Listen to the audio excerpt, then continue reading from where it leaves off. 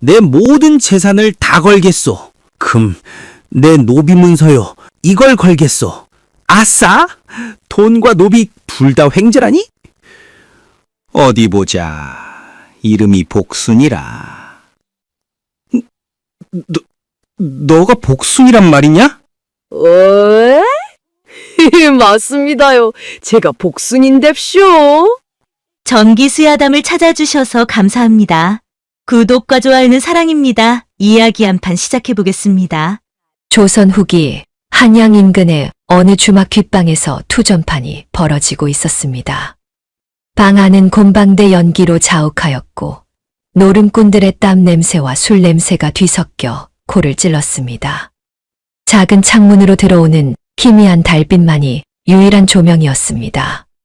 그 빛 아래에서 엽전과 은자가 오가며 찰랑거리는 소리가 방 안을 가득 채웠습니다. 판도는 이미 엄청난 액수로 불어나 있었습니다.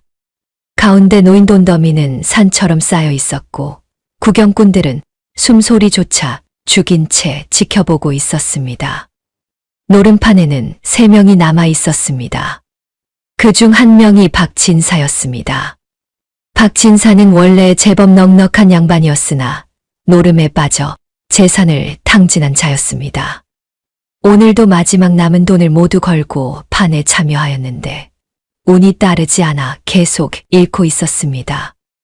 얼굴은 창백하게 질렸고 이마에는 식은땀이 흘러내렸습니다. 충혈된 눈으로 패를 노려보며 곰방대를 물고 있었습니다. 박진사가 떨리는 목소리로 외쳤습니다. 이번 판에 내 전 재산을 걸겠소. 하지만 앞에 놓인 돈은 이미 바닥났습니다. 박진사는 품속을 뒤적이다가 한 장의 종이를 꺼내 탁자 위에 내려놓았습니다. 여종 문서였습니다. 박진사가 다시 말하였습니다. 이것은 내 집에 있는 여종 복순이의 문서요. 비록 보기에는 그리 훌륭하지 않으나 일은 잘하는 계집이요. 이것을 판돈으로 걸겠소. 구경꾼들이 웅성거렸습니다. 여종을 판돈으로 거는 것은 흔한 일이었으나 박진사의 말투가 묘하게 구차하였기에 의심스러운 눈초리를 보냈습니다. 하지만 판돈이 커진 상황이라 아무도 말리지 않았습니다. 김서방이 문서를 집어들고 살펴보았습니다. 김서방은 중인 출신으로 장사를 하는 상인이었는데 재산은 그리 많지 않으나 성실하고 정직한 사람이었습니다. 오늘 이 판에 참여한 것도 거래처 돈을 받으러 왔다가 우연히 끼게 된 것이었습니다. 김서방이 문서를 확인한 뒤 고개를 끄덕이며 말하였습니다. 좋소. 받아들이겠소. 패가 돌아갔습니다. 박진사는 떨리는 손으로 패를 집어들었습니다. 확인하자 눈빛이 번뜩였습니다. 나쁘지 않은 패였습니다. 팔끝이었고 이기지는 못해도 비기거나 살 수 있는 패였습니다. 박진사는 안도의 한숨을 내쉬며 패를 내려놓았습니다. 김서방이 자신의 패를 확인하였습니다. 표정에는 아무런 변화가 없었습니다. 천천히 패를 탁자 위에 내려놓자 구경꾼들이 목을 빼고 들여다보았습니다. 누군가가 탄성을 질렀습니다. 9끝이요. 박진사의 얼굴이 하얗게 질렸습니다. 9끝은 8끝을 이기는 패였습니다. 박진사는 믿을 수 없다는 표정으로 김서방의 패를 노려보았으나 분명하였습니다. 판돈과 여종 문서는 모두 김서방의 것이 되었습니다. 박진사가 머리를 쥐어뜯으며 비명을 질렀습니다. 구경꾼들이 혀를 찾고 누군가는 동정하였으며 누군가는 비웃었습니다. 박진사는 비틀거리며 일어나 방을 나갔습니다.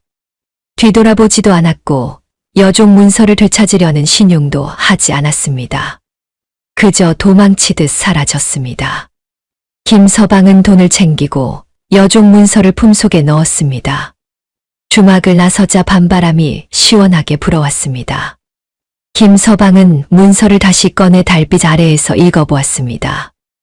여종 복순, 나이 22, 키가 크고 덩치가 크며 식성이 좋음이라고 적혀 있었습니다. 다음 날 아침 김서방은 박진사 댁을 찾아갔습니다. 허름한 기와집이었고 담장은 허물어져 있었습니다. 마당에는 잡초가 무성하였고 박진사가 재산을 탕진한 흔적이 역력하였습니다. 김서방이 대문을 두드리자 박진사가 나왔습니다. 어젯밤과는 달리 멀쩡한 표정이었으나 눈빛만큼은 여전히 흐려 있었습니다. 박진사가 퉁명스럽게 물었습니다. 무슨 일이오? 김서방이 여종 문서를 내밀며 대답하였습니다. 어젯밤 판에서 받은 여종을 데려가러 왔소. 박진사의 얼굴이 일그러졌습니다. 하지만 어쩔 수 없었습니다. 공정하게 진 것이었고 문서도 넘긴 상태였습니다. 박진사가 안으로 들어가더니 잠시 후 한 여인을 끌고 나왔습니다. 김서방은 그 여인을 보는 순간 눈이 휘둥그레졌습니다. 엄청난 덩치였습니다. 키도 컸고 몸집도 어마어마하였습니다.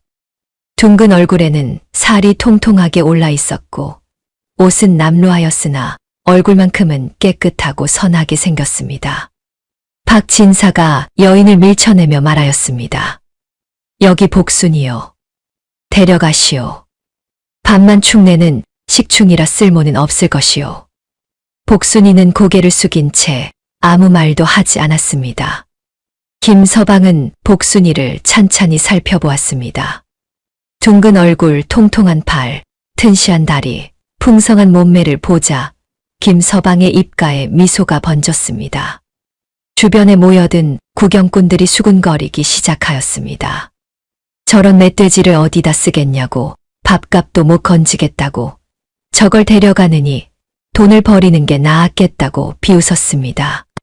구경꾼들의 비웃음이 들렸으나 김서방은 개의치 않았습니다. 오히려 마음속으로 환호하고 있었습니다. 이게 웬 떡이냐.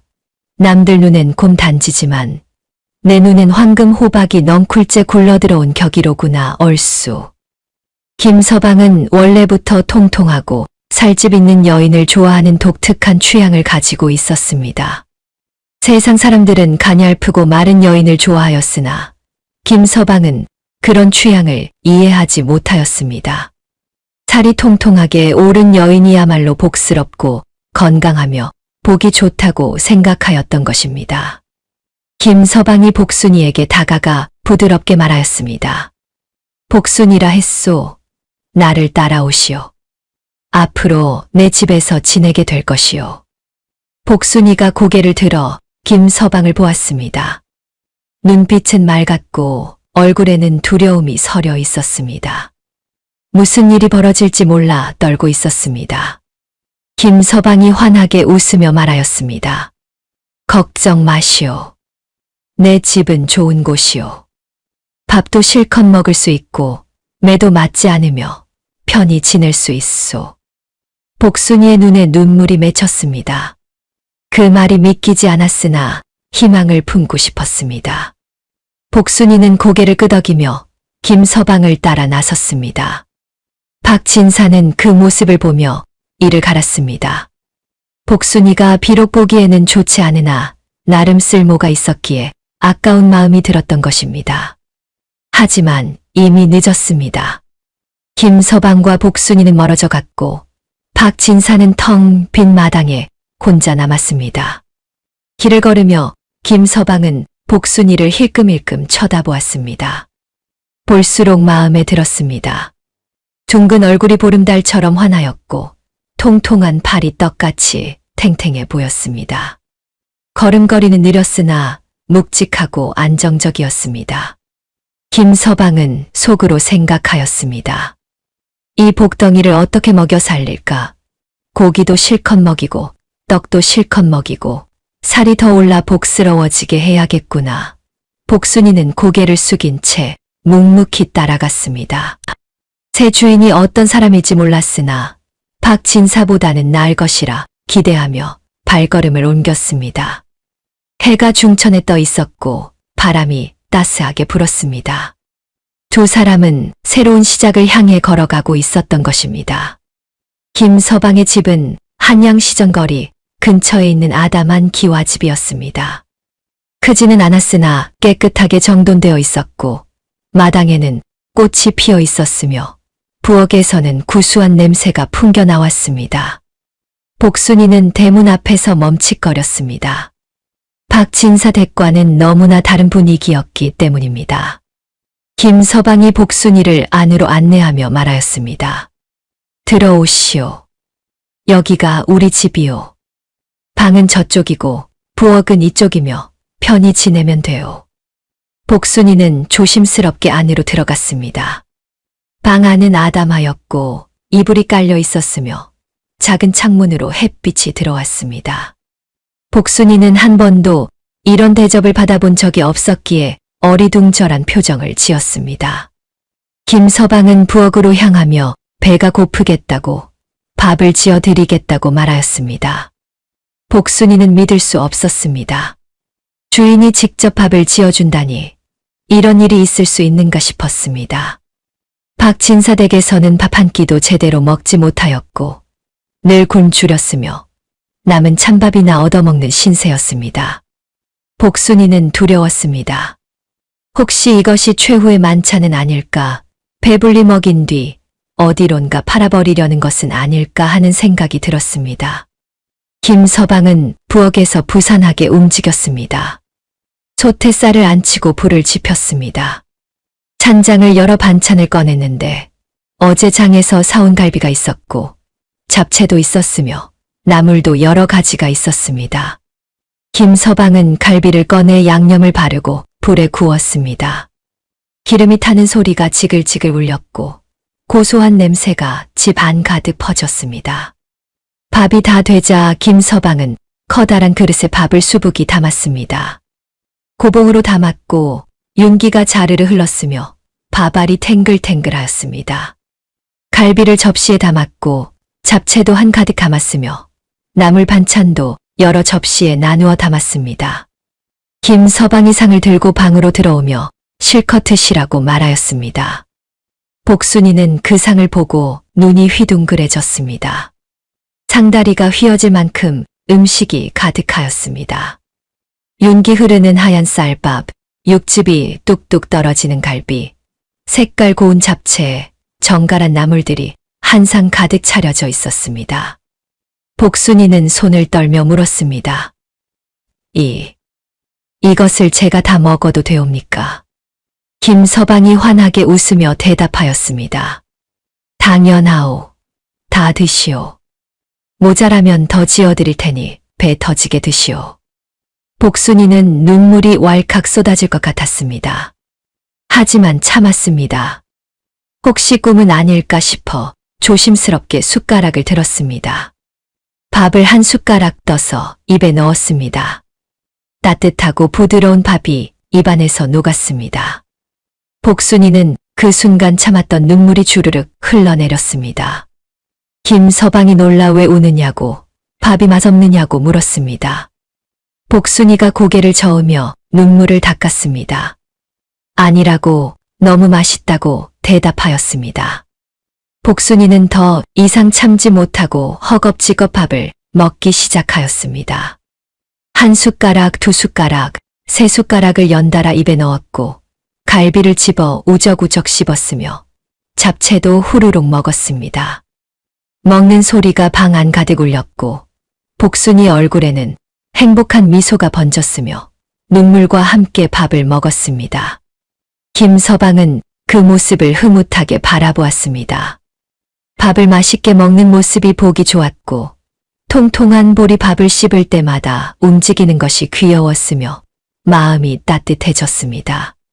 김서방이 말하였습니다. 천천히 드시오. 체하겠소. 그리고 더 드시오.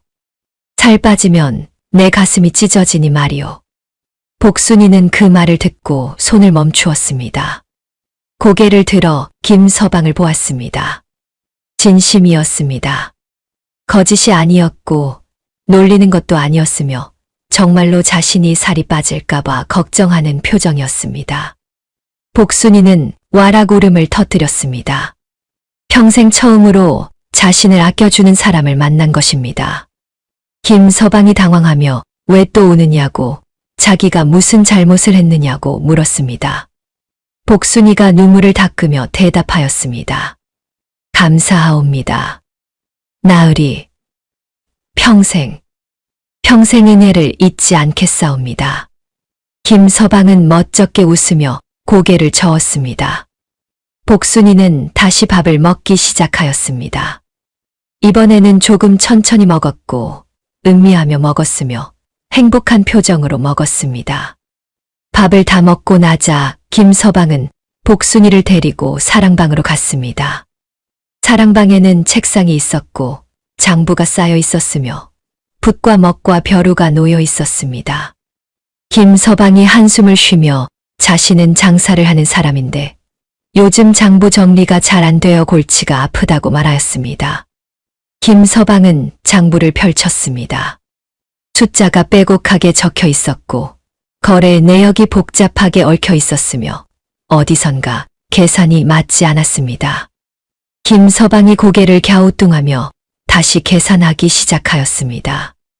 복순이는 옆에서 가만히 장부를 들여다보았습니다. 한참을 보고 있더니 밥풀이 묻은 입을 닦으며 조심스럽게 말하였습니다. 나으리 세 번째 장 둘째 줄에 5냥 7푼이 비는데 거래처 김씨가 떼먹은 겁니다. 김서방이 깜짝 놀라 어떻게 알았느냐고 물었습니다. 복순이가 손가락으로 장부를 짚으며 설명하였습니다. 김씨가 쌀 5가마를 사갔다 하는데 돈은 내 가마 값만 주었다고, 한 가마에 1냥 1푼이니 5냥 5푼이 모자라고, 여기 잡비로 2푼을 썼으니 모두 합하여 5냥 7푼이 부족하다고 말하였습니다. 김서방은 황급히 장부를 확인하였습니다. 복순이의 말이 정확하였습니다. 김서방은 믿을 수 없다는 표정으로 어떻게 이렇게 빨리 계산하였느냐고, 자신은 한참을 들여다봐도 찾지 못하였다고 물었습니다. 복순이가 수줍게 대답하였습니다. 소녀는 한 번 본 숫자는 잊지 않사옵니다. 그리고 계산도 빠르게 할 수 있사옵니다. 김서방의 눈이 반짝였습니다. 이것은 보통 재주가 아니었습니다. 장사를 하는 사람에게 이런 능력은 금보다 귀한 것이었습니다. 김서방이 흥분하여 정말이냐고, 그렇다면 다른 장부도 봐줄 수 있겠느냐고 물었습니다. 복순이가 고개를 끄덕였습니다. 김서방은 다른 장부들을 꺼내 복순이 앞에 쌓아놓았습니다. 복순이는 장부를 하나씩 넘겨보기 시작하였습니다. 눈이 빠르게 움직였고 손가락으로 계산하였으며 틀린 곳을 찾아내었습니다. 한 시즌이 지나자 복순이가 다 확인하였다고, 모두 12곳에서 오류가 있고 합계 37냥 3푼이 부족하다고 말하였습니다. 김서방은 기절할 뻔하였습니다. 자신이 한 달 동안 끙끙대며 찾지 못한 것을 복순이는 한 시즌 만에 찾아낸 것입니다. 김서방이 복순이의 손을 잡으며 소리쳤습니다. 복순이, 아니 복덩이, 당신은 정말 복덩이요. 걸어다니는 황금알이요. 복순이는 얼굴이 빨개지며 고개를 숙였습니다. 평생 처음으로 칭찬을 들은 것입니다. 박진사 댁에서는 멍청하다고, 쓸모없다고, 밥만 축낸다고 욕만 들었는데 이제는 황금알이라는 칭찬을 듣게 되었습니다. 김서방은 복순이를 보며 환하게 웃었습니다. 노름판에서 건진 여종이 아니라 하늘이 내린 보물을 얻은 것 같았습니다. 김서방이 앞으로 장부 일은 모두 맡기겠다고, 밥은 실컷 먹이고 좋은 옷도 입히고 편하게 지내게 해주겠다고 말하였습니다. 복순이는 고개를 끄덕이며 눈물을 흘렸습니다. 행복의 눈물이었고 감사의 눈물이었으며 새로운 삶을 시작하는 눈물이었습니다. 김서방과 복순이는 서로를 보며 웃었고 해가 저물어가는 창밖으로 석양이 따스하게 비추고 있었던 것입니다. 복순이가 김서방 집에 온 지 한 달이 지났습니다. 그 한 달 동안 김서방의 장사는 날로 번창하였습니다. 복순이가 장부를 정리하자 그동안 놓치던 돈이 모두 회수되었습니다. 거래처에서 떼먹던 돈도 찾아냈고 계산 실수로 손해보던 일도 사라졌습니다. 김서방은 날마다 복순이에게 좋은 음식을 먹였습니다. 아침에는 쌀밥과 된장찌개를, 점심에는 국수와 만두를, 저녁에는 고기와 생선을 차려주었습니다. 복순이는 처음에는 미안해하였으나 김서방이 살이 빠지면 섭섭하다고 하자 마음 놓고 먹기 시작하였습니다. 복순이의 얼굴은 더욱 둥그러졌습니다. 볼에는 생기가 돌았고 눈빛도 밝아졌으며 보기만 해도 복스러운 모습이었습니다. 어느 날 아침 김서방의 집 대문을 두드리는 소리가 들렸습니다. 김서방이 문을 열자 낯선 사내가 서 있었습니다. 남루한 옷차림에 지게를 짊어진 사내였습니다. 얼굴에는 교활한 기색이 역력하였고 비굴하게 웃으며 물건을 권하였습니다. 금강산에서 캔 산삼이라고 값은 싸게 드리겠다고 말하였습니다. 김서방은 관심이 생겨 지게를 보았습니다. 지게 위에는 천으로 싼 무언가가 놓여 있었습니다. 사내가 조심스럽게 풀어 보여주자 뿌리가 긴 삼이 나왔습니다. 언뜻 보기에는 산삼처럼 보였으나 김서방은 삼에 대해 잘 알지 못하였기에 판단하기 어려웠습니다. 사내가 열심히 설명하였습니다. 이것은 100년 묵은 산삼이라고, 먹으면 불로장생한다고, 지금 당장 사지 않으면 다른 양반에게 팔겠다고 재촉하였습니다. 김서방이 고민하고 있을 때 부엌에서 복순이가 나왔습니다. 복순이는 사내가 들고 있는 삼을 보더니 코를 벌름거렸습니다. 냄새를 맡더니 얼굴을 찌푸렸습니다. 복순이가 김서방에게 다가와 작은 목소리로 말하였습니다. 나으리 저것은 산삼이 아니옵니다. 3년 묵은 도라지 뿌리옵니다. 흙냄새에 섞인 쓴맛이 산삼과 다르고 뿌리의 색깔도 약간 다르옵니다. 김서방은 사내를 돌아보았습니다. 사내의 얼굴이 창백해졌습니다. 식은땀을 흘리며 뒷걸음질을 쳤고 김서방이 차갑게 말하자 허둥지둥 지게를 짊어지고 도망쳤습니다. 김서방은 복순이를 보며 감탄하였습니다. 만약 복순이가 없었다면 큰돈을 날릴 뻔하였던 것입니다. 며칠 뒤 김서방은 장에 나갔습니다. 복순이도 함께 따라갔는데 장터를 둘러보며 여러 물건을 구경하였습니다. 그때 복순이가 비단을 파는 가게 앞에서 멈춰 섰습니다. 비단을 만져보더니 김서방에게 말하였습니다. 나으리, 이 비단을 사두시는 것이 좋겠사옵니다. 올해 누에가 병들었다는 소문을 들었사옵니다. 앞으로 비단 값이 크게 오를 것이옵니다. 김서방은 복순이의 말을 믿었습니다. 지금까지 복순이가 틀린 적이 없었기 때문입니다. 김서방은 가지고 있던 돈을 모두 털어 비단을 샀습니다. 가게 주인은 이렇게 많이 사는 손님이 신기하였으나 돈을 받고 기뻐하며 비단을 넘겨주었습니다. 한 달이 지났습니다. 복순이의 예측대로 비단 값이 치솟기 시작하였습니다. 누에가 병들어 비단 생산이 줄었다는 소문이 퍼졌습니다. 사람들은 비단을 사려고 혈안이 되었고 값은 날로 올랐습니다. 김서방이 사둔 비단은 한 달 만에 10배의 값을 받게 되었습니다. 김서방은 비단을 팔아 큰 돈을 벌었습니다. 기뻐서 어쩔 줄 몰랐고 복순이를 껴안고 돌았습니다. 복순이는 얼굴이 빨개지며 부끄러워하였으나 마음속으로는 기뻤습니다.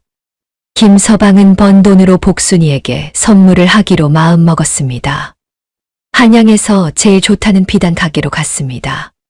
가장 고급스러운 옥색 비단을 골랐는데 비단결이 곱고 부드러웠으며 햇빛에 비추면 은은하게 빛났습니다. 김서방은 비단 장수에게 이 비단으로 치마 저고리를 만들어 달라고 하였습니다. 치수는 아주 넉넉하게 입을만한 크기로 만들어 달라고 부탁하였습니다. 비단 장수는 놀랐으나 돈을 받고 옷을 만들기로 하였습니다.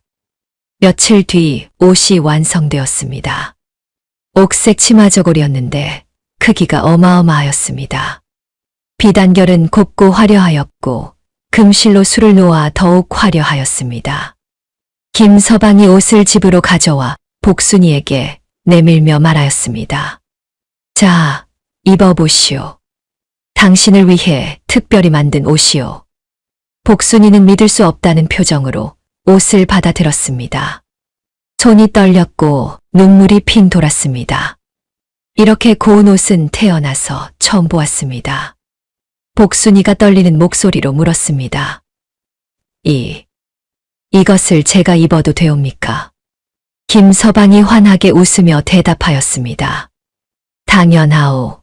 당신을 위해 만든 옷이니 당신이 입어야지요. 어서 입어보시오. 복순이는 방으로 들어가 옷을 갈아입었습니다. 옥색 치마 저고리가 복순이의 몸에 딱 맞았습니다. 통통한 몸매가 옷 안에서 풍성하게 보였고 둥근 얼굴은 옥색 저고리와 어울려 더욱 환하게 빛났습니다. 복순이는 그 어느 때보다 아름다워 보였습니다. 복순이가 부끄러워하며 방에서 나오자 김서방은 넋을 잃고 바라보았습니다. 입이 떡 벌어졌고 눈이 휘둥그레졌습니다. 한참을 멍하니 보고 있다가 말하였습니다. 아름답소. 정말 아름답소. 우리 복덩이 양귀비보다 곱소. 복순이는 얼굴이 빨개지며 고개를 숙였습니다. 김서방은 복순이의 손을 잡고 마당으로 나갔습니다. 햇빛 아래에서 복순이를 빙글빙글 돌리며 칭찬을 아끼지 않았습니다. 이웃 사람들이 담 너머로 구경하며 수군거렸으나 김서방은 개의치 않았습니다. 오히려 큰 소리로 외쳤습니다. 보시오, 여러분. 이분이 내 집 복덩이요. 세상에서 제일 복스럽고 아름다운 여인이요. 복순이는 부끄러워 죽을 지경이었으나 마음속으로는 행복하였습니다. 평생 처음으로 예쁘다는 말을 들었습니다. 평생 처음으로 좋은 옷을 입었고 평생 처음으로 자신을 아껴주는 사람을 만났습니다. 복순이는 김서방을 보며 조용히 다짐하였습니다. 이 은혜를 평생 갚으며 살겠다고, 나으리를 위해 최선을 다하겠다고 말입니다. 해가 저물었습니다. 김서방과 복순이는 마당에 앉아 석양을 바라보았습니다. 김서방은 만족스러운 표정으로 복순이를 보았고 복순이는 수줍게 웃으며 고개를 숙였습니다. 두 사람 사이에는 따뜻한 기운이 흐르고 있었습니다. 행복한 시간이 흘러가고 있었고 세상 무엇과도 바꿀 수 없는 소중한 순간이었던 것입니다. 박진사는 김서방댁 근처 술집에 앉아 막걸리를 마시고 있었습니다. 허름한 술집이었고 안주도 없이 홀로 앉아있는 박진사는 한때 양반이라 불렸으나 이제는 알거지 신세였습니다. 노름으로 재산을 모두 날린 뒤 집마저 팔아야 했고 이제는 남의 집 사랑방 귀퉁이에 얹혀 사는 처지가 되어 날마다 술로 세월을 보내고 있었습니다. 박진사는 막걸리를 들이켜며 담 너머를 바라보았습니다. 김서방의 기와집이 보였는데 깨끗하게 단장되어 있는 집에서는 웃음소리가 들려왔고 대문은 새로 칠하여 번쩍거렸습니다. 박진사의 얼굴이 일그러졌습니다.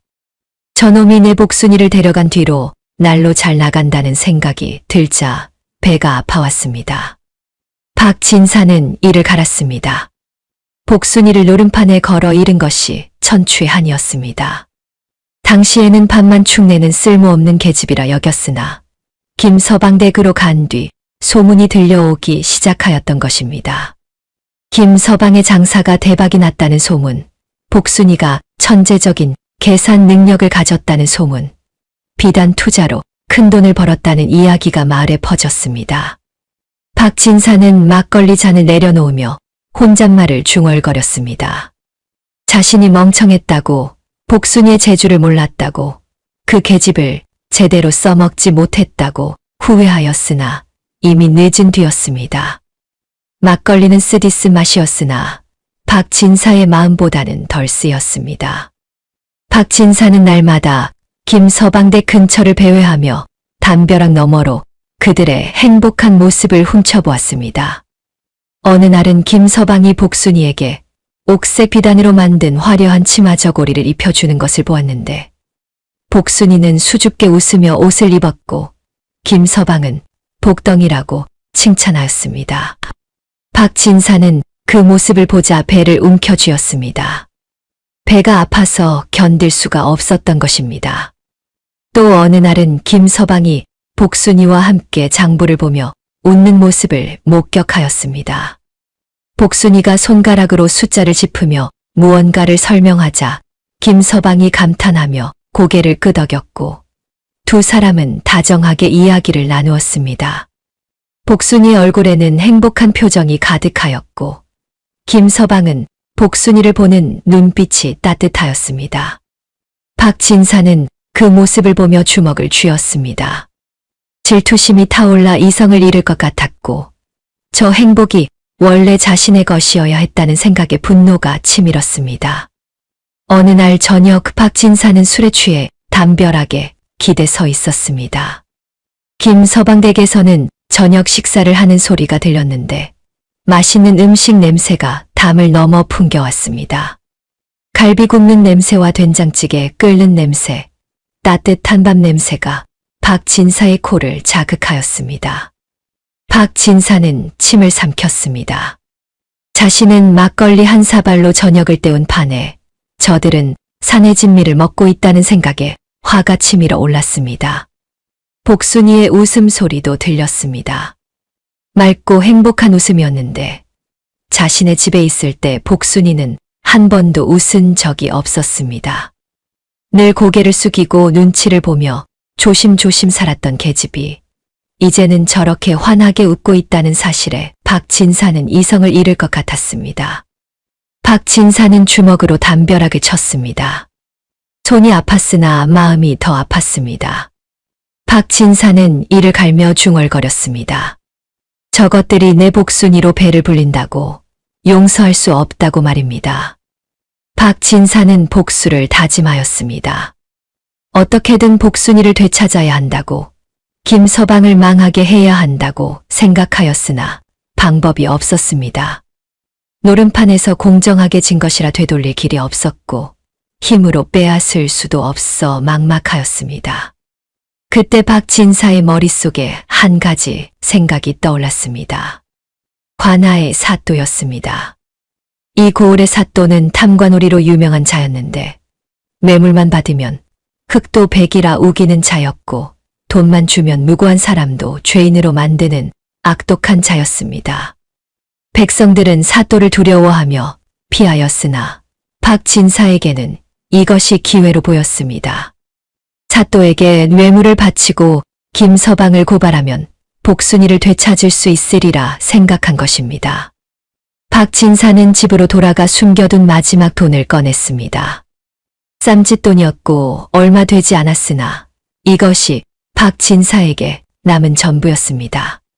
박진사는 그 돈을 보자기에 싸서 관아로 향하였습니다.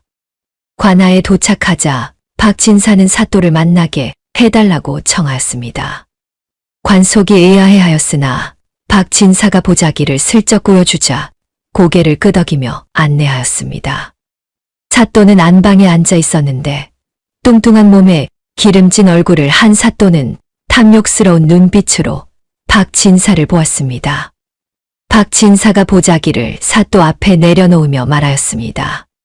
사또 나으리 억울한 일이 있어 찾아왔사옵니다. 이 보잘것없는 것이나마 받아주시옵소서. 사또가 보자기를 열어보았습니다. 은자가 몇 냥 들어있었는데 많지는 않았으나 사또는 만족스러운 표정을 지으며 물었습니다. 무슨 일인가 말해보게.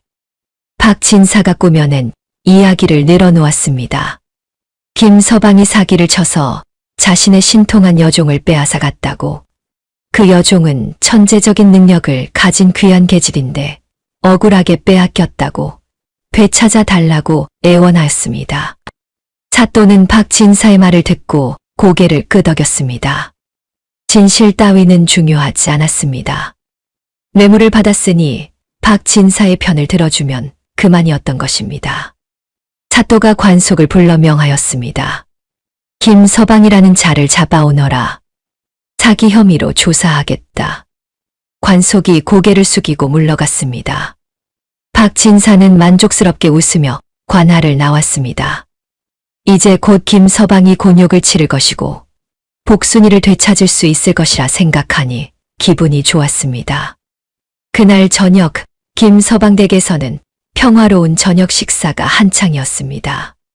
김서방과 복순이는 마주 앉아 밥을 먹고 있었는데 복순이가 만든 음식을 김서방은 맛있게 먹으며 칭찬을 아끼지 않았고 복순이는 수줍게 웃으며 김서방의 밥그릇에 반찬을 더 얹어 주었습니다.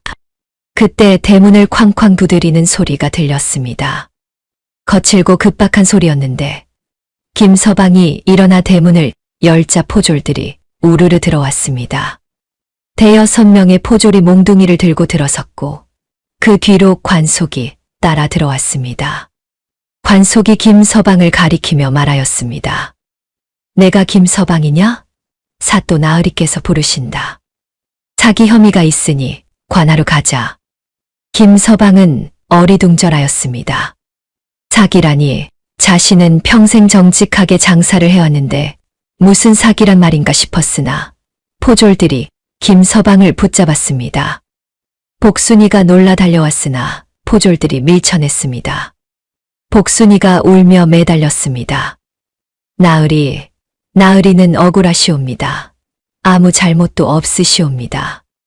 하지만 포졸들은 들은 척도 하지 않았습니다.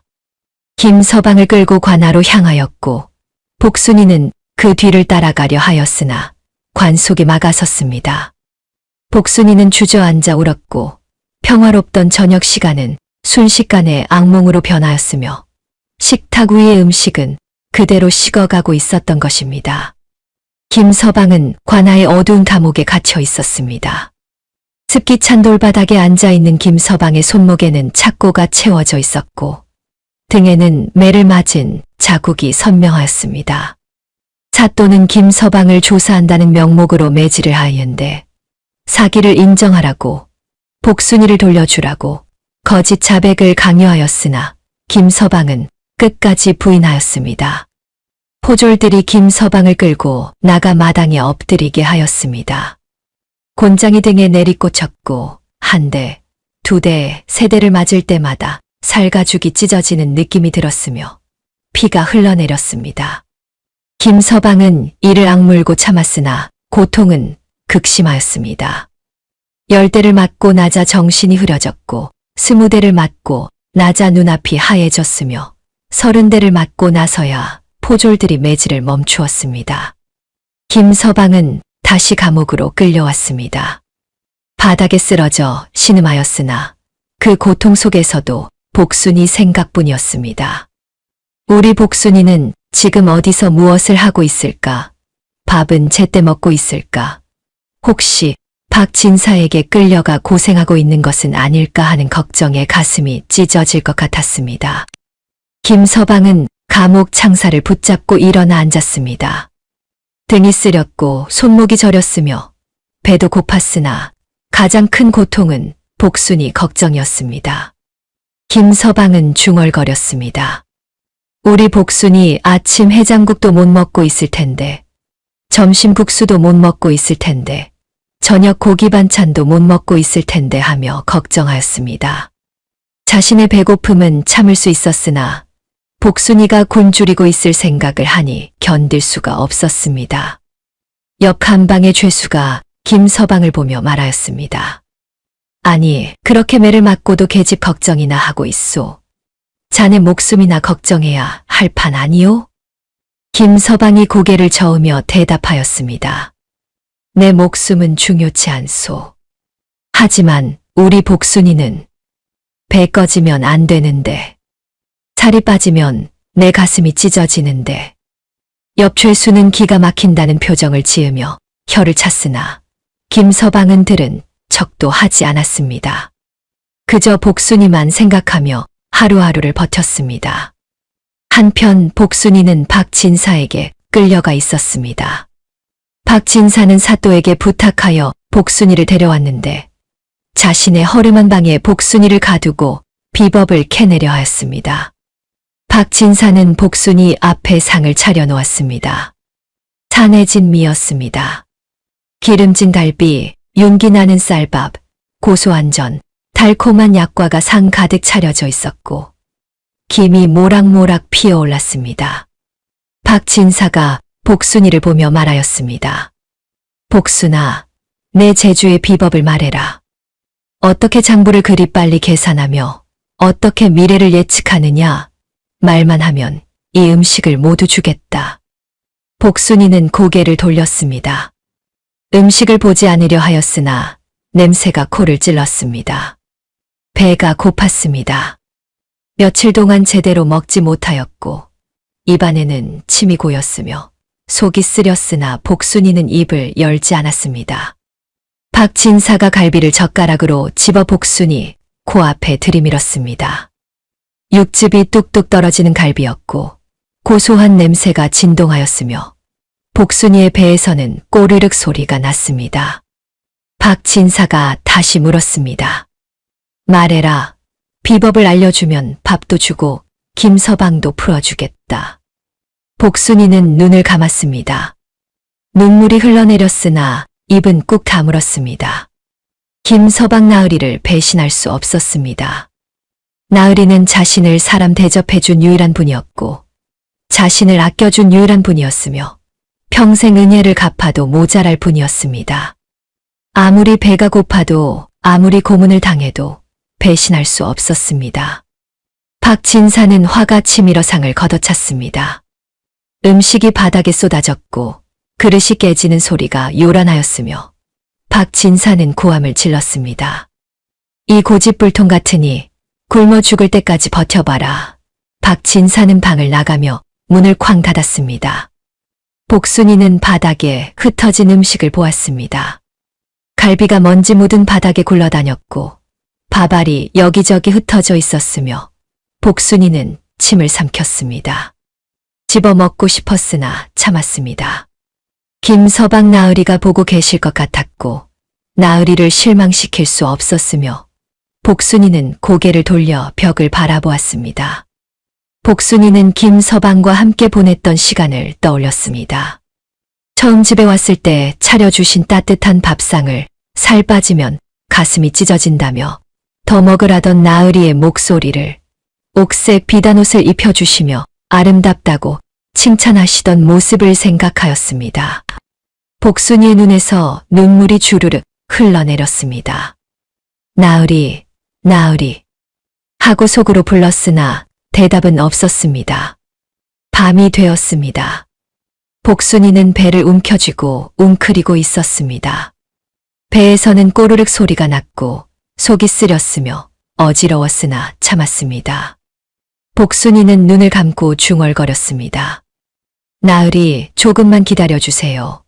제가 꼭 나으리를 구하겠사옵니다. 아무것도 말하지 않겠사옵니다. 하고 다짐하였습니다. 같은 시각 감옥의 김서방도 잠을 이루지 못하고 있었습니다. 차가운 돌바닥에 누워 천장을 바라보며 복순이를 생각하였습니다. 지금쯤 복순이는 무엇을 하고 있을까? 혹시 박진사에게 끌려가 고생하고 있는 것은 아닐까? 밥은 먹고 있을까 하는 걱정에 잠이 오지 않았습니다. 김서방은 눈물을 흘렸습니다. 자신 때문에 복순이가 고생한다는 생각에 마음이 찢어졌고 어떻게든 이 억울함을 풀어야 한다고 복순이를 구해야 한다고 다짐하였으나 방법이 없었습니다. 감옥에 갇힌 몸으로 할 수 있는 것은 아무것도 없었고 그저 하늘만 바라보며 기도할 뿐이었습니다. 김서방은 속으로 빌었습니다. 하늘이시여 복순이를 지켜주소서. 복순이만은 굶주리지 않게 해주소서. 제가 대신 벌을 받아도 좋으니 복순이만은 편안하게 해주소서 하고 빌었습니다. 다음 날 아침 박진사는 다시 복순이를 찾아왔습니다. 이번에는 떡을 들고 왔는데 찰떡이었고 꿀을 발라 달콤한 냄새가 진동하였으며 복순이의 코를 자극하였습니다. 박진사가 떡을 복순이 입 앞에 들이밀며 말하였습니다. 마지막 기회다. 비법을 말하면 이 떡을 주고 풀어주겠다. 말하지 않으면 굶겨 죽이겠다. 복순이는 떡을 보았습니다. 침이 고였고 손이 떨렸으며 배에서는 비명 같은 소리가 났으나 고개를 저었습니다. 아무것도 말할 수 없다고, 죽어도 말할 수 없다고 눈빛으로 대답하였습니다. 박진사는 분노하여 떡을 던져버렸습니다. 떡이 벽에 부딪혀 바닥에 떨어졌고 박진사는 복순이를 노려보며 독서를 퍼부었으나 복순이는 꿈쩍도 하지 않았습니다. 박진사는 결국 방을 나갔고 복순이는 혼자 남아 눈물을 흘렸습니다. 복순이는 바닥에 떨어진 떡을 보았습니다. 손을 뻗으면 닿을 거리였고 집어먹으면 배고픔이 가실 것이었으나 참았습니다. 나으리께서 보고 계실 것 같았고 나으리를 실망시킬 수 없었으며 복순이는 눈을 감고 기도하였습니다. 복순이는 속으로 빌었습니다. 하늘이시여 나으리를 구해주소서. 나으리는 억울하시옵니다. 제가 대신 벌을 받아도 좋으니 나으리만은 구해주소서 하고 빌었습니다. 복순이의 눈물은 멈추지 않았고 배고픔은 더욱 심해졌으며 몸은 점점 약해져 갔으나 마음만큼은 굳건하였던 것입니다. 김서방은 감옥에서 사흘을 보낸 뒤 한 가지 계책을 떠올렸습니다. 자신에게는 아직 비자금이 있었는데 장사를 하며 만일의 사태를 대비해 숨겨둔 돈이었고 집 사랑방 장판 밑에 묻어두었기에 아무도 모르는 돈이었습니다. 김서방은 서둘러 간수를 불러 부탁하였습니다. 자신의 집에 가서 장판 밑을 들춰보면 돈이 있을 것이니 그것을 가져와 달라고 그 돈의 절반을 간수에게 주겠다고 말하자 간수는 탐욕스러운 눈빛으로 고개를 끄덕였습니다. 간수는 김서방의 집으로 달려갔습니다. 장판을 들춰내자 과연 보자기에 싸는 자가 숨겨져 있었고 간수는 그것을 들고 감옥으로 돌아와 김서방에게 건넸습니다. 김서방이 약속대로 절반을 주자 간수는 만족하며 물러갔고 김서방은 남은 돈을 품에 안으며 가슴이 두근거렸습니다. 이 돈으로 복순이를 구할 수 있을 것이라는 희망이 솟아올랐고 차디찬 감옥 바닥보다 복순이의 빈자리가 더 시리게 느껴졌던 가슴에 따뜻한 불씨가 지펴지는 것 같았습니다. 김서방은 사또를 만나게 해달라고 청하였습니다. 간수가 이상하게 여겼으나 김서방이 은자를 슬쩍 보여주자 고개를 끄덕이며 안내하였고 김서방은 착고를 찬 채 사또 앞으로 끌려갔습니다. 사또는 불쾌한 표정으로 김서방을 내려다보며 무슨 일이냐고 물었고 김서방은 깊이 고개를 숙인 뒤 떨리는 목소리로 입을 열었습니다. 김서방이 말하였습니다. 사또 나으리 소인은 억울하옵니다. 박진사가 거짓으로 고발한 것이옵니다. 하오나 말로는 진실을 가릴 수 없사오니 공정하게 투전으로 결판을 내고자 하옵니다. 사또가 눈을 가늘게 뜨며 물었습니다. 투전으로 결판을 낸다. 무슨 소리냐? 김서방이 품에서 은자를 꺼내 사또 앞에 내려놓으며 말하였습니다. 박진사와 소인이 투전 승부를 하되 소인이 지면 전 재산과 목숨을 내놓겠사옵니다. 하오나 소인이 이기면 복순이를 돌려주시고 무죄를 인정해 주시옵소서. 이 은자는 나으리께 드리는 수고비옵니다. 사또는 은자를 보며 탐욕스러운 미소를 지었습니다. 돈도 받고 구경거리도 생기니 나쁠 것이 없다고 생각하였고 고개를 끄덕이며 승낙하였습니다. 사또가 관속을 시켜 박진사를 불러오게 하였고 투전판을 준비하라고 명하였습니다. 박진사가 관하로 왔을 때는 해가 기울어가는 저녁 무렵이었습니다. 박진사는 김서방이 투전으로 승부를 제안했다는 말을 듣고 비웃었습니다. 자신은 투전의 고수였고 온갖 속임수와 기술을 알고 있었으며 소매 속에 패를 숨기는 기술도 익혔기에 김서방 따위는 손쉽게 이길 수 있다고 자신하였습니다. 박진사가 큰 소리로 말하였습니다.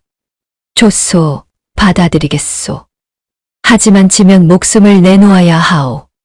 김서방이 고개를 끄덕이며 대답하였습니다. 그리하겠소. 하지만 내가 이기면 복순이를 돌려주고 모든 누명을 벗겨주시오. 투전판이 관아의 넓은 마당에 차려졌습니다. 하늘은 흐렸고 먹구름이 몰려왔으며 바람이 세차게 불어 나뭇가지가 흔들렸습니다.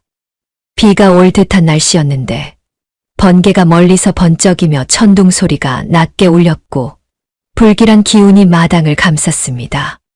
사또는 처마 밑에 자리를 잡고 앉았고 구경꾼들이 마당 가장자리에 모여들었습니다. 관속들과 포졸들, 마을 사람들이 몰려들어 투전판을 지켜보았고 긴장된 분위기가 마당을 가득 채웠습니다. 그때 포졸들이 복순이를 끌고 왔습니다. 박진사가 복순이도 지켜보게 하라고 명하였던 것인데 복순이는 수척한 얼굴로 마당 한 구석에 앉혀졌고 김서방을 보자 눈물을 흘렸습니다. 김서방도 복순이를 보았고 복순이가 얼마나 고생했는지 한눈에 알 수 있었으며 가슴이 찢어지는 듯하였습니다. 하지만 지금은 복수할 때였고 복순이를 구할 때였으며 김서방은 이를 악물고 투전판을 바라보았습니다. 김서방과 박진사가 마주 앉았습니다. 가운데에는 투전패가 놓여 있었고 판돈이 쌓여 있었으며 둘 사이에는 보이지 않는 칼날이 오가는 듯하였습니다. 사또가 엄숙하게 선언하였습니다. 5판 3선승제로 하겠다. 먼저 세 판을 이기는 자가 승자다. 속임수는 허락하지 않는다. 패가 돌아갔습니다. 첫 판이 시작되었고 김서방과 박진사는 긴장된 표정으로 패를 집어들었습니다. 구경꾼들은 숨을 죽이고 지켜보았으며 바람 소리만이 마당을 휩쓸었습니다. 복순이는 손을 꼭 쥐고 김서방을 바라보았고 제발 이기시길 바란다고 속으로 빌었습니다. 첫 판에서 김서방은 6끝을 얻었습니다. 나쁘지 않은 패였으나 박진사는 8끝을 얻었고 박진사가 승리하였습니다. 박진사는 웃음을 터뜨리며 김서방을 조롱하였고 구경꾼들이 웅성거렸습니다. 복순이는 두 손으로 입을 막고 눈물을 흘렸으나 김서방은 침착한 표정이었습니다. 둘째 판이 시작되었습니다. 김서방은 7끝을 얻었으나 박진사는 9끝을 얻었고 다시 박진사가 승리하였습니다. 박진사는 기뻐 날뛰며 소리쳤습니다.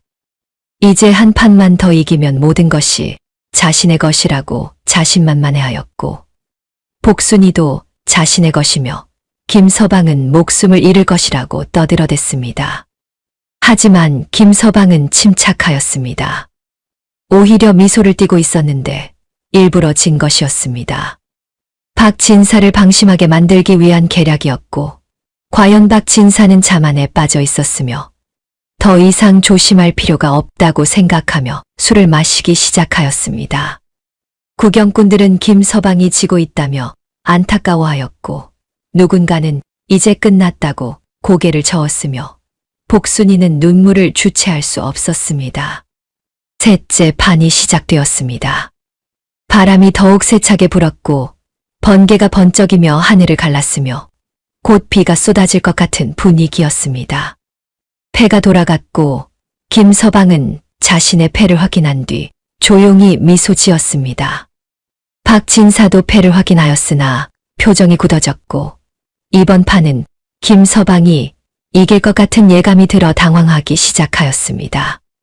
김서방이 패를 내려놓자 구경꾼들이 탄성을 질렀습니다.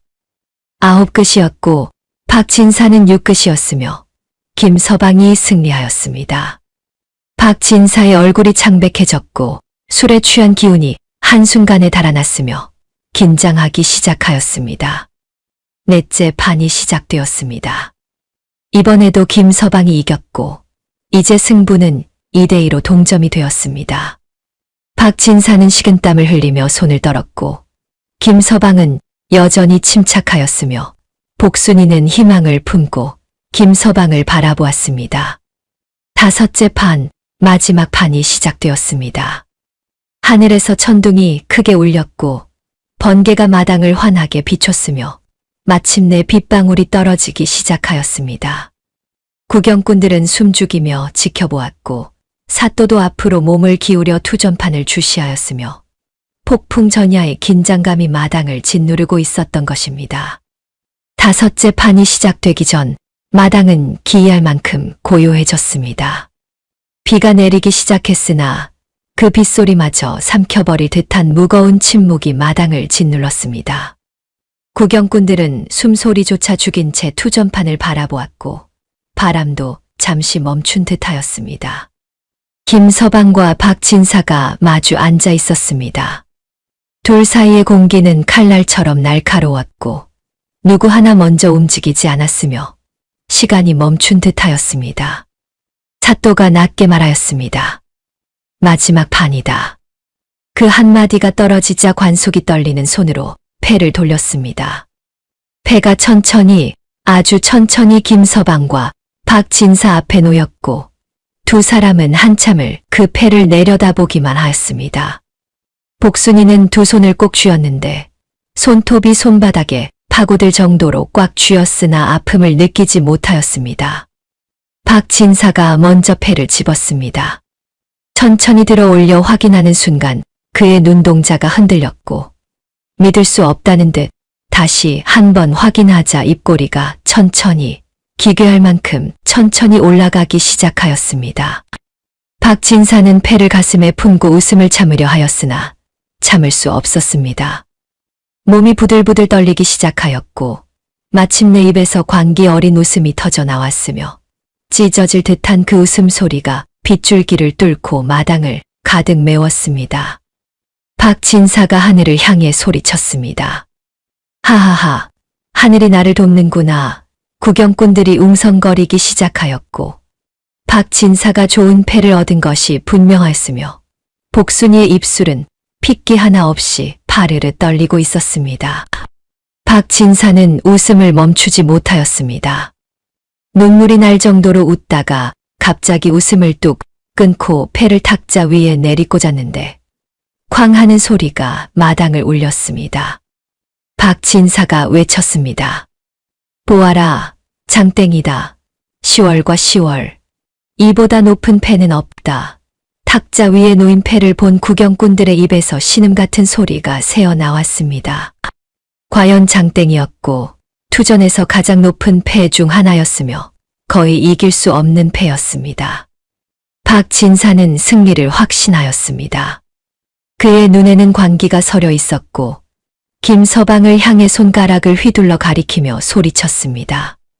이 멍청한 놈, 내 놈 목숨은 이제 내 것이다. 복순이도 내 것이고 내 재산도 모두 내 것이다.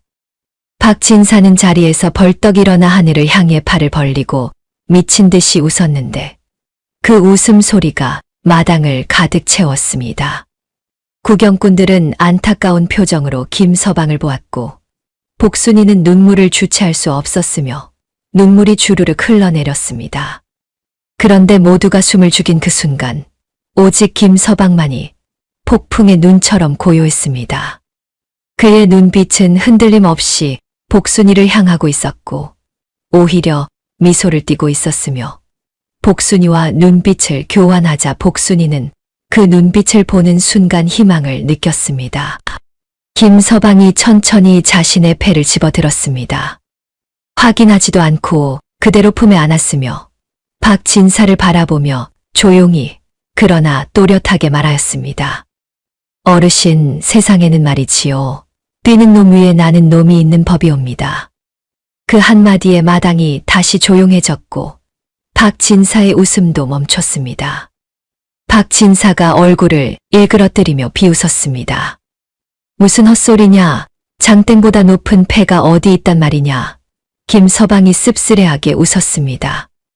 그 미소는 차가웠고 잠시 침묵이 흐른 뒤 말하였습니다. 있지요.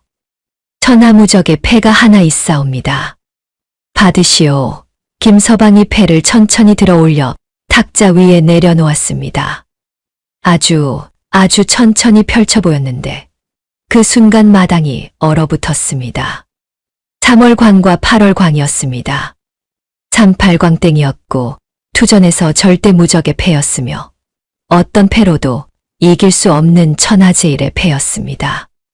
긴 침묵이 흘렀습니다. 그러다 누군가의 입에서 작은 신음이 새어 나왔고 그 소리를 시작으로 마당이 폭발하였습니다. 환호성이 터져 나왔으며 구경꾼들이 소리를 질렀고 누군가는 기뻐 뛰어올랐으며 박수 소리가 천둥처럼 마당을 뒤흔들었습니다. 박진사는 그 자리에 얼어붙어 있었습니다. 믿을 수 없었고 받아들일 수도 없었으며 눈앞의 패를 계속 바라보았으나 현실이었습니다. 입이 떡 벌어졌고 눈동자가 흔들렸으며 얼굴은 사색이 되었습니다. 박진사는 비틀거리며 일어나려 하였으나 다리에 힘이 풀려 다시 주저앉았고 입에서 거품이 나왔으며 눈이 뒤집히더니 그대로 쓰러져 정신을 잃었습니다. 김서방은 자리에서 일어나 복순이에게 달려갔습니다. 복순이도 일어나 김서방을 향해 비틀거리며 걸어왔고 둘이 만나 와락 껴안았습니다. 복순이가 기쁨의 눈물을 흘리며 소리내어 울었고 김서방도 복순이를 꽉 껴안으며 등을 토닥이고 말하였습니다. 이제 괜찮다.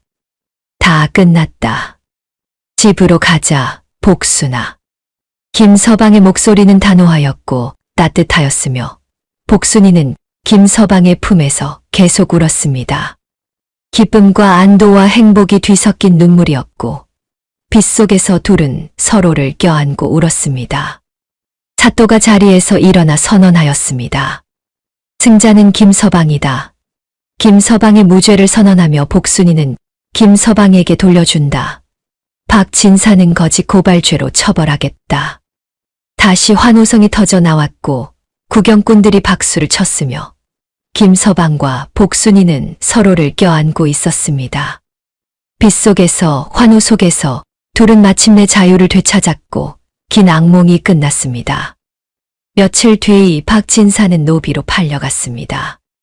거짓 고발죄와 노름 빚으로 신분이 몰락하였고 한때 양반이었던 자가 이제는 천한 노비가 되어 먼 곳으로 끌려갔으며 다시는 돌아오지 못하였습니다. 김서방은 되찾은 재산으로 성대한 잔치를 벌였습니다. 집 마당에 큰 상을 차렸고 온갖 음식을 준비하였으며 마을 사람들을 모두 초대하였습니다. 갈비가 산더미처럼 쌓였고 떡이 수북이 담겼으며 술이 강물처럼 흘렀고 풍악 소리가 밤새 울렸습니다. 복순이는 새로 지은 비단옷을 입고 상 앞에 앉아 있었는데 환한 얼굴이었습니다. 김서방이 복순이의 밥그릇에 밥을 수북이 담아 주었고 갈비를 집어 올려주었으며 떡도 한가득 놓아주었습니다. 복순이는 행복한 얼굴로 우적우적 밥을 먹기 시작하였고 김서방은 그 모습을 흐뭇하게 바라보며 말하였습니다. 많이 먹어라. 내 사랑스러운 호박 덩어리. 살이 빠지면 내 가슴이 찢어지니 배 터지게 먹어라. 복순이는 얼굴이 빨개지며 수줍게 웃었고 김서방도 웃었으며 마을 사람들도 웃었고 축하의 박수가 터져 나왔습니다.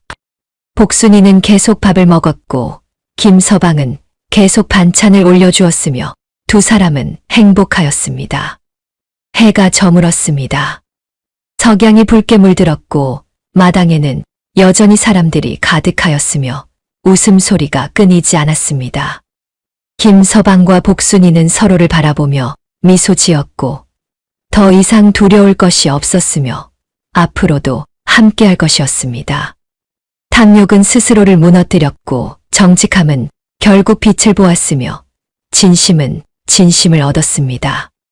김서방과 복순이의 이야기는 마을에 오래도록 전해졌고 사람들은 그 이야기를 들으며 웃었으며 권선징악의 교훈을 되새겼습니다.